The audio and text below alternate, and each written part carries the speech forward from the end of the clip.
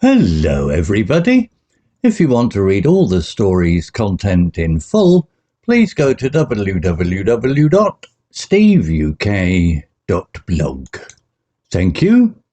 Short story 679, The Ballistic Ball and the Boundary. Intermediate. Penelope, a chocolate Labrador of considerable enthusiasm and minimal self-control, hurtled across the manicured lawn of Regent's Park. Her sleek brown coat caught the morning sun as she chased a discarded plastic bottle with the fierce dedication of a champion athlete. Her friend, Finlay, a dignified Border Collie with the air of highly paid accountant, trotted several cautious paces behind. "Finlay, look, it's the bottle, the best bottle." Penelope skidded to a halt, nose butting the empty Lucozade container. It made a satisfying crinkly noise. Finlay approached, shaking his black and white head slowly. "Penelope, darling, it's a piece of litter, and I suspect it's not the best one, merely the one you found most recently. Also, I think you've got goose-poo on your left ear." Penelope ignored the critique, her attention already pivoting. She saw it, a bright neon-yellow tennis ball, soaring in a glorious arc high above the trees. It was thrown by a man wearing an impractical amount of beige waterproof clothing. "The ball! The ballistic ball!" Penelope cried, her voice a high-pitched squeal of pure joy. She launched herself forward like a furry brown missile, completely forgetting the bottle. Finlay sighed, a sound that could have melted glaciers. "Must we call it Ballistic? It's a standard issue Slazenger, and I really think you should let that golden retriever have it. She looked ready." But Penelope was deaf to reason. The chase was on. She ran with magnificent, clumsy speed, her feet pounding the earth. The ball landed with a gentle thwump just beyond a low metal railing. Penelope didn't see the railing. She didn't see the large sign next to it that clearly read, "Dogs must remain on a lead beyond this point. Wildlife Conservation Area." She saw only the yellow orb. Finlay, however, saw both. He pulled up sharply at the railing, skidding on his back paws. "Penelope, stop! It's the boundary! You can't cross the boundary!" he barked, his usual calm replaced by frantic yelp. Penelope, already halfway over the railing, paused her frantic scramble. Her front paws were on the forbidden grass. Her rear end, which looked surprisingly like a furry loaf of bread, was still wiggling over the top of the fence. "Why not, Finlay? It's just more grass. The ball is here. The ball is waiting," she argued, her tone suggesting that the ball had personally sent her an engraved invitation. "It is not just more grass," Finlay hissed, glancing nervously at the nearby park warden who was meticulously polishing his badge. "It's the sanctuary of the non-dog-loving geese. It is £100 fine. It is rules, Penelope, structure, everything you naturally reject." Penelope's tail gave one last hopeful thump against the metal, but the urgency in Finlay's voice, a tone he usually reserved for discussing complex investment strategies, reached her. She hesitated, looking from the ball to Finlay's terrified expression, and then to the small, fluffy, and very angry-looking swan staring directly at her. The golden retriever, having trotted a more sensible path around the other side of the conservation area, calmly picked up the ball and returned it to her beige-clad owner. Penelope's shoulders sagged. The ballistic ball had been retrieved. The adventure was over. Slowly, and with a dramatic groan, she reversed herself, scrambling back over the railing to land with a heavy thud next to Finlay. "Well," she said, shaking her head sadly, "that was disappointing. The ballistic ball has been deballisticified." Finlay nudged her gently with his nose. "Indeed. Now, come on. We can pursue the far more sensible activity of a short nap under that large oak tree. And Penelope, I'm going to need you to stand still while I try to remove the goose-poo from your ear. It really rather spoils the aesthetic. Penelope followed him, her tail giving a tentative, happy thump. A nap sounded good, and perhaps, she thought, the discarded plastic bottle was the best bottle after all. Vocabulary notes. Enthusiasm, noun. Definition. Intense and eager enjoyment, interest or approval. A strong feeling of excitement. Example. Penelope, a chocolate Labrador of considerable enthusiasm and minimal self-control, hurtled across the manicured lawn. Similar words. Eagerness, passion, zeal, ardor, excitement. Dignified, adjective. Definition.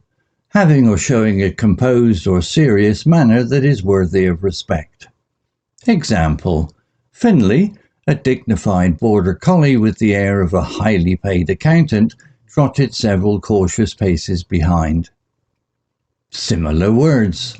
Solemn, stately, respectable, composed, noble, distinguished. Meticulously, adverb. Definition. In a way that shows great attention to detail, very carefully and precisely. Example. Glancing nervously at the nearby park warden who was meticulously polishing his badge. Similar words. Carefully, precisely, thoroughly, conscientiously, painstakingly. Sagged, verb past tense. Definition. Drooped, sunk, or settled downwards, especially from pressure or tiredness, or if something loses its firmness or strength. Example. Penelope's shoulders sagged.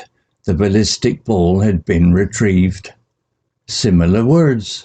Drooped, slumped, wilted, sank, collapsed, subsided. Tentative, adjective. Definition. Not certain or fixed, hesitant, done without confidence.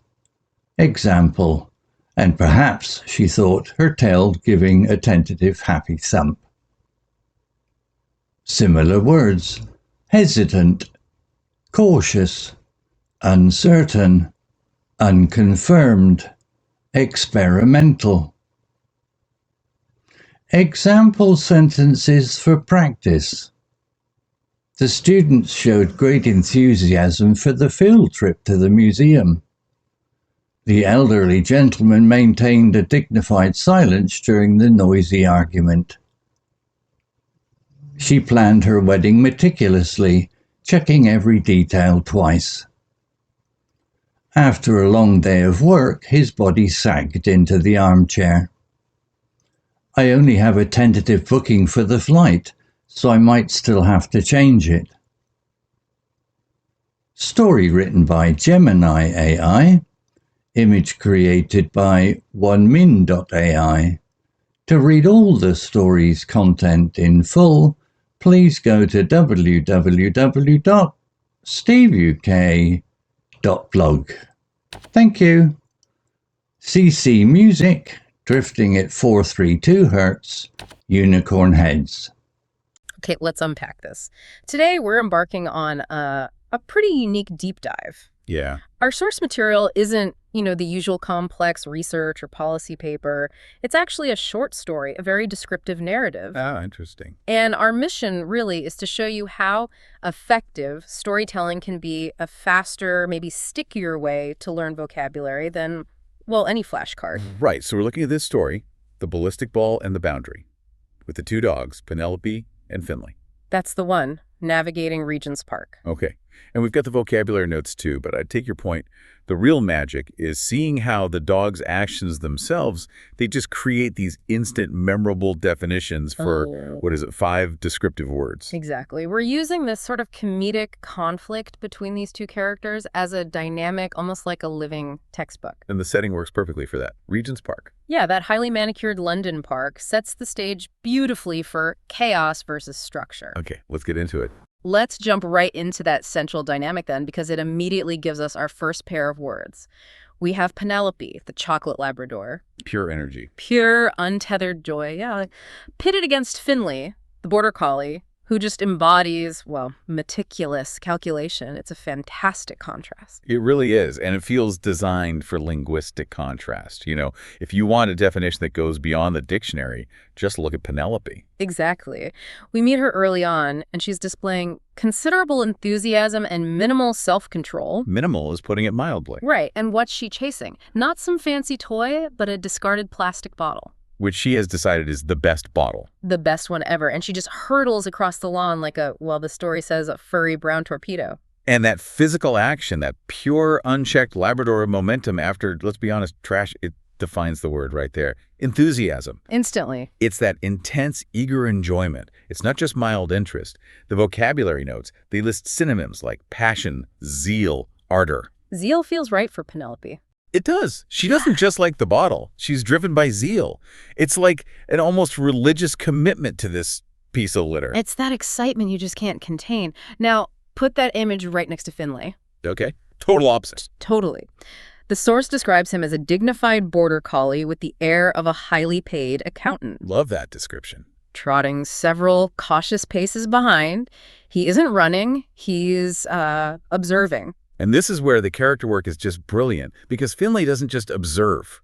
He judges. Oh, absolutely. He pulls up near Penelope, delivers this scathing critique, something like, "Penelope, darling, it's a piece of litter." And I suspect it's not the best one. Huh. Before pointing out the really crucial issue of the goose-poo on your left ear. Only Finlay would spot the goose-poo amidst the frenzy for the best bottle. Precisely. Yeah. And his composed, slightly judgmental manner that is the essence of dignified. The definition says, having a composed, serious manner worthy of respect. Stately, proper. Exactly. Stately, proper. But what's interesting, I think, is whether that dignity is like true nobility, or maybe it's just a really well-constructed mask. Ooh, that's a good point. You mean his dignity might be a kind of survival mechanism? I think so, yeah. He seems composed, but underneath he's constantly worried, right, about rules, sanitation, fines. So is he truly dignified, noble and respectable, or is he just really, really anxious and using that composure to keep the panic down? Either way, it works for the definition. It absolutely works. That image of the little accountant dog carefully trotting by in the chaos just makes words like solemn and composed stick in your mind. It's beautiful literary shorthand. Okay, so that tension is already there. Penelope's raw zeal, Finlay's calculated composure, but then the stakes get way higher. Ah, the ball. The ultimate temptation appears. Penelope completely forgets the bottle because she spots a bright neon yellow tennis ball soaring in a glorious arc. Forget zeal. This is like the ballistic response now. Right. She immediately launches herself, names it the ballistic ball. Of course she does. While Finlay can only manage this dramatic sigh, the source says it could have melted glaciers. Perfect. Before muttering something about it just being a standard issue Slazenger. Always bringing the mood down. Always. So the chase is on, it's magnificent, but it leads directly to the core conflict and our next vocabulary word, the boundary.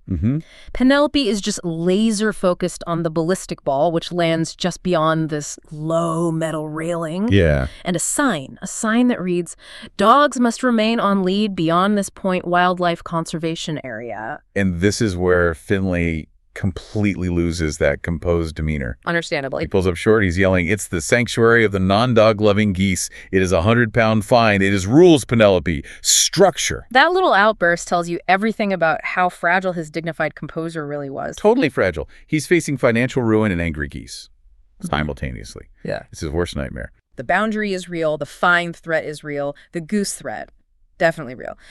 But what really validates Finlay's panic and solidifies this whole rule structure is the immediate presence of authority. The park warden. Yes. Park warden. And we get introduced to him through just one perfect adverb that makes the stakes feel incredibly high. Finlay glances nervously at the nearby warden. And the warden was? Who was meticulously polishing his badge. Ah, that detail is just brilliant. It tells you everything, doesn't it? Everything about the fine without the narrator even having to say, this fine is definitely going to happen. It's a masterclass in showing, not telling, right? Yeah. The word meticulously, it means doing something with great attention to detail, very carefully, precisely. So he isn't just standing there. No. He's painstakingly focused on the cleanliness of his badge. And you just know, if he's that dedicated to polishing a badge. He's definitely going to be conscientious about enforcing a 100-pound fine. Exactly. Huh. That one word, meticulously, it's like narrative foreshadowing. It tells us this guy, this agent of structure, he is thorough. Finlay knows it, and that's why he's screaming about rules. It completely validates his terror. Completely. Words like painstakingly, conscientiously, thoroughly, they all fit. The stakes feel real because the enforcer is just so incredibly focused. Okay, so Penelope is caught, front paws over the railing on the forbidden grass. She's paralyzed, basically. Torn. Between the call of the ballistic ball, which, remember, she felt sent her an engraved invitation. Naturally. And the shrieking voice of Finlay, her financial advisor, warning her about geese and fines. And her back end, which the story hilariously says looks surprisingly like a furry loaf of bread, is just wiggling indecisively over the railing. It's the perfect physical picture of that internal conflict. Stuck. And then we get the anticlimax, which is funny, but also kind of a relief. Yeah, the ball, the whole object of this crisis is suddenly gone, retrieved, but not by Penelope. No. She pauses just long enough to notice this small, fluffy, and very angry-looking swan. Uh-oh. And in that split second of hesitation, a golden retriever just snaps up the ballistic ball by taking a more sensible path around the other side. The contrast is just brilliant again. Yeah. The sensible retriever didn't use enthusiasm. No. They used patience, logic. They just avoided the boundary altogether. Smart dog. Which brings us to the emotional fallout for Penelope, the cost of her defeat. Right, she doesn't just walk away defeated. No, she reverses herself with this dramatic groan, apparently, and lands with a heavy thud. And the source says, quite simply, Penelope's shoulders sagged. Ah, that verb, sagged. Yeah. It's the perfect emotional summary, isn't it? It really is. It means, to droop, sink, settle downwards. Usually when something loses its firmness or strength, her whole ballistic energy or sense of purpose just gone, evaporated. Collapse, subsided. Exactly. It's the physical embodiment of disappointment. You just see the energy drain right out of her. So after all that high drama, potential financial ruin, she returns to safety. Finlay, having saved them from the 100-pound fine. The hero of the hour, in his own way. Nudges her towards a nap and, importantly, insists on meticulously cleaning the goose-poo off her ear. Of course. Priorities. But the resolution isn't just misery, is it? There's a little return to her core joy. Right. She ultimately decides that maybe, just maybe, the discarded plastic bottle was the best bottle after all. Back to square one, but maybe wiser. Maybe. And her tail gives a final thump. But crucially, that thump isn't the same frenzied wagging we saw earlier. No, it's described specifically as a tentative, happy thump. And that single adjective, tentative, that's the final subtle victory of structure over pure zeal. Ah, okay. Tentative means, not certain or fixed. Yeah. Hesitant, done without full confidence. Her happiness is there, but it's cautious now. Hesitant, uncertain. Yeah, exactly. Because she got burned, right, by the boundary, by the swan. She now knows the potential downside of pure, unadulterated enthusiasm. So the story kind of ends with Penelope realizing that maybe caution forced on her by the fine and Finlay, maybe it's not such a bad thing after all. I think so. That tentative thump shows her inherent joy is still there, but it's now sort of fighting against this newly learned caution. And that really sums up the value of this deep dive, doesn't it? We've taken this engaging, funny story. I mean, the furry loaf of bread comparison, Finlay's dignified annoyance. The goose-poo. The goose-poo. And we've anchored these 5 really useful descriptive words: enthusiasm, dignified, meticulously sagged, and tentative. And you understand them now, not just as definitions, but as feelings and actions. Right. You know that enthusiasm is that physical launch across a park, and dignified is the exact opposite, meticulously confirmed stakes and severity. And you felt the emotional weight of sagged and the kind of subtle recovery in tentative. The context just makes the knowledge stick. It makes it useful. Yeah, applicable. The real takeaway here is just how much power these precise descriptive words have in a story. They aren't just, window dressing. They're emotional and contextual shortcuts.